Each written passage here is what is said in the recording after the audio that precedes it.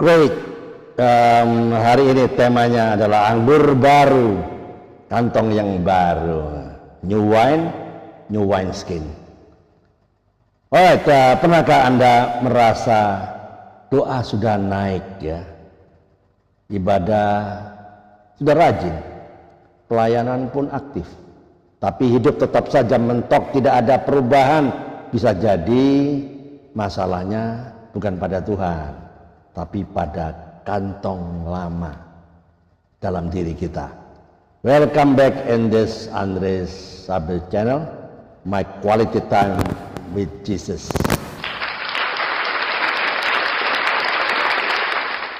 Teman-teman, bayangkan sebuah kantong kulit tua yang rapuh saat anggur baru dituangkan, kantong itu robek, anggurnya tumpah dan semuanya rusak, ya enggak? Begitu pula dengan kita. Tuhan ingin mencurahkan hal-hal yang baru, visi yang baru, berkat yang baru, pengurapan yang baru. Tapi kalau hati kita masih terikat pada kebiasaan-kebiasaan lama, kepahitan, atau pola pikir yang lama, kita tidak sanggup menampungnya ya. Contohnya, orang yang selalu minta damai sejahtera dari Tuhan, tapi hatinya penuh amarah dan penuh dendam. Bagaimana mungkin damai itu bisa masuk, ya enggak? Pikirlah. Oke, ambil botol minuman baru ya, lalu coba tuangkan ke gelas yang kotor penuh pasir. Air jernih itu tidak akan diminum, ya tidak akan bisa diminum. Sama seperti Tuhan ingin menuangkan sesuatu yang baru, tapi hati kita harus dibersihkan lebih dulu. Ya, pernah ya Anda kadang-kadang ya kita mau update ya aplikasi di handphone ya, tapi memorinya penuh ya, hasilnya apa? Ya gagal update. Begitu juga hidup kita. Tuhan mau kasih update rohani, tapi kalau hati masih penuh file-file yang lama, ya pastinya crash juga, ya enggak?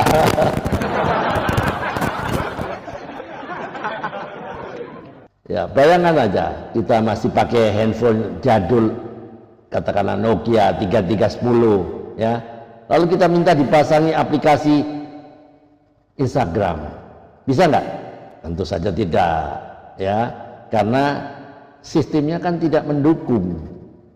Begitu pula kalau kita minta Tuhan kasih berkat yang baru, tapi mental kita masih terjebak di masa lalu. Atau bayangkan, isi kulkas itu penuh makanan basi, lalu kita mau taruh buah segar, itu pun percuma, ya enggak? Karena baunya pasti ketularan. Sama kalau hati kita penuh dengan kepahitan, dendam, ya bagaimana berkat baru bisa terasa segar? Ambil kantong plastik belanjaan yang tipis, lalu isi dengan air mineral ya. Apa yang terjadi? Pasti sobek, bocor, dan belepotan. Lalu bilang, inilah gambaran hati kita kalau masih pakai kantong yang lama. Alright, dengar baik-baik, perhatikan saya ke depan ya. You cannot step into a new season with an old mindset. Ya, engkau tidak bisa masuk musim yang baru dengan pola pikir yang lama. A closed heart cannot receive an open heaven. Ya, saya ulang lagi ya supaya paham. A closed heart cannot receive an open heaven. Hati yang tertutup tidak bisa menerima langit yang terbuka. God is ready to pour, but are you ready to receive? Ayo, perhatikan ya. Tuhan siap Tuhan siap mencurahkan, tapi apakah Anda siap untuk menerima? Let go of your past so you can embrace God's future. Lepaskan masa lalu Anda supaya Anda bisa merangkul masa depan dari Tuhan. Pesan moralnya, Tuhan ingin mencurahkan sesuatu yang baru dalam hidup kita, tetapi kita harus rela membuang kantong lama, kebiasaan dosa, hati yang keras, atau pola pikir yang lama. Hanya dengan hati yang diperbarui, kita bisa menampung berkat dan pengurapan yang baru. Wow. Ya, closing statementnya ya, teman-teman, hidup kita bagaikan kantong kulit ya. Tuhan selalu punya anggur baru, pengurapan baru, berkat yang baru, dan visi yang segar. Pertanyaannya, perhatikan ya, apakah hati kita sudah siap menampungnya? Mari kita jujur pada diri sendiri, lalu bersama-sama kita diskusikan ya, kantong lama apa yang masih kita pegang dan bagaimana kita bisa menjadi kantong yang baru bagi Tuhan ya. Matius 9 ayat 17 bicara apa? Demikian juga anggur yang baru tidak diisikan ke dalam kantong kulit yang lama, kulit yang tua ya, tapi anggur yang baru disimpan orang dalam kantong yang baru juga. Dengar baik-baik, perhatikan saya ke depan ya. Menurut Anda semua ya, apa arti kantong lama dalam kehidupan rohani kita sehari-hari? Ya, pernahkah Anda merasa sudah berdoa, beribadah, melayani, tapi ya nggak maju-maju? Apa penyebabnya? Ya, disinilah bagaimana cara Anda membuka hati agar Tuhan memberi kantong baru dalam hidup Anda. Apa peran kelompok atau komunitas rohani dalam membantu kita menjaga agar tetap menjadi kantong yang baru? Komitmennya, hal konkret apa yang akan Anda lakukan saat-saat ini ya, sebagai langkah nyata untuk membuang kantong lama dan menerima anggur baru dari Tuhan. Amin. Bapa di surga, kami bersyukur untuk firman-Mu hari ini. Engkau mengingatkan kami bahwa Engkau ingin mencurahkan anggur yang baru, tapi Engkau juga meminta kami memiliki kantong yang baru.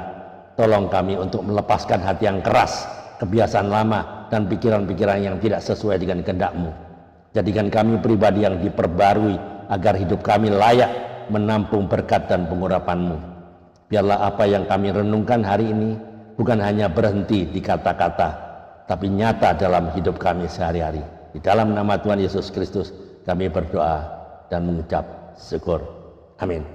Perhatikan ya teman-teman, kita sedang ada di putaran terakhir dari perjalanan iman kita. Waktu tidak akan berulang, kesempatan tidak datang dua kali. Karena itu jangan lagi kita sia-siakan hidup ini dengan hal-hal yang sia-sia. Dunia boleh semakin gelap, tapi kita dipanggil untuk menjadi terang yang membawa jiwa-jiwa datang kepada Yesus. Ingatlah, life is too short to waste on meaningless things. Hidup ini terlalu singkat untuk dihabiskan pada hal-hal yang tidak bermakna. Mari kita isi hari-hari kita dengan menjangkau jiwa-jiwa yang belum mengenal Yesus, supaya pada saatnya kelak kita dapat mempersembahkan mereka sebagai buah yang harum di hadapan Tuhan. Saatnya kita berhenti untuk bermain-main dengan gereja-gerejaan. Gereja bukan sekedar rutinitas, tapi tempat di mana kita melekat pada pokok anggur yang benar, yaitu Kristus. Tanpa Dia kita tidak bisa berbuat apa-apa. Dan jangan lupa, your eternity depends on your decisions today.